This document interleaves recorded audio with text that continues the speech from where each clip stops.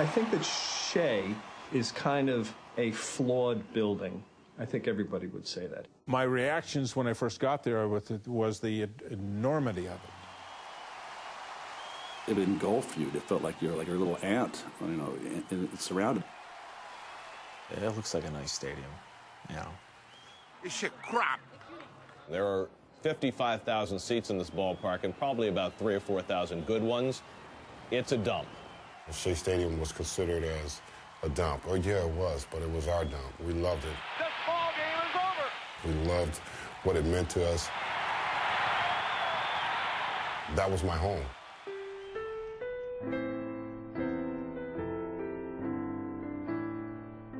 The phrase, "It's a dump, but it's our dump," is a familiar phrase to Mets fans. The irony is that Shea is literally built on top of a dump. The borough of Queens was once an ash heap so big that F. Scott Fitzgerald described it in The Great Gatsby as an impenetrable cloud where ashes took the forms of houses and chimneys. That it became home to the Mets and thousands of hard-working middle-class families is directly due to a man called Moses. In 1924, Robert Moses began changing the landscape of New York as Parks Commissioner. He was like the Wizard of Oz. If it weren't for him, we wouldn't have Jones Beach. We wouldn't have Fire Island. We wouldn't have these great parkways, kind of beautiful stretches going east out towards Suffolk County. We're in a park Moses built, surrounded by highways Moses built, in a building Moses built. I'm standing on a model Moses built, which is our main attraction at this museum, and we're sitting right next to a stadium that Moses had a lot to do with building, which brings millions of people to Central Queens every year.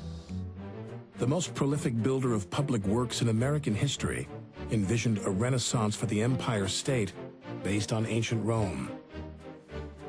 But in Rome, wealthy people lived within the city walls on top of one of the 7 Roman hills, while the lower classes lived outside of the walls at the foot of the hills.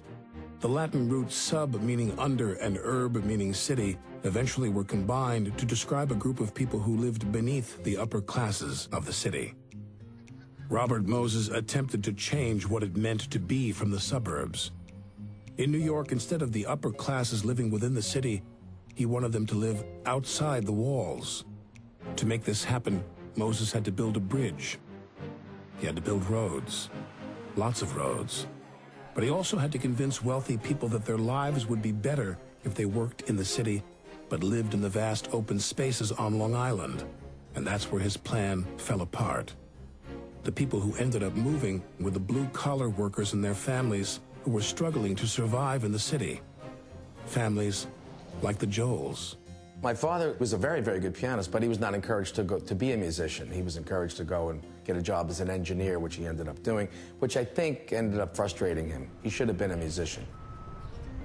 Howard Joel was forced to move his family out of the Bronx because Robert Moses built a 6-lane expressway straight through their neighborhood.